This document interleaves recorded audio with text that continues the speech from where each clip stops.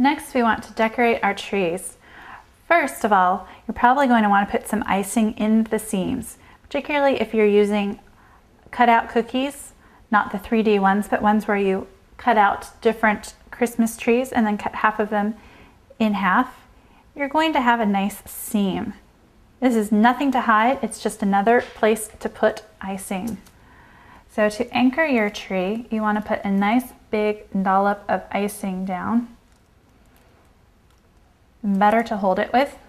You might need to hold it into place for a moment while the icing dries, or depending on your tree, you might be able to get it to hold steady. A few corners. So in the meantime, we can add more icing to the seams.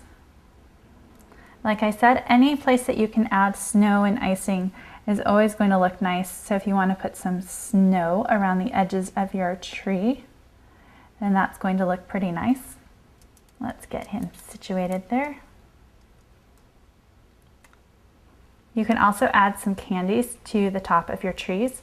If you have very small candies, then you can add them to the branches. If you just have like gumdrops, you can always stick it on top. You want to treat your tree cookies like Christmas trees as well. Gain them as much decorating as you can.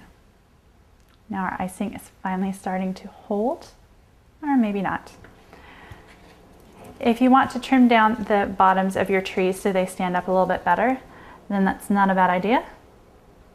Meantime, we will just be adding a little bit more icing. If you want to color your icing so that it's green, then that can also help for decorating your tree. And there we have our tree standing up right next to our house.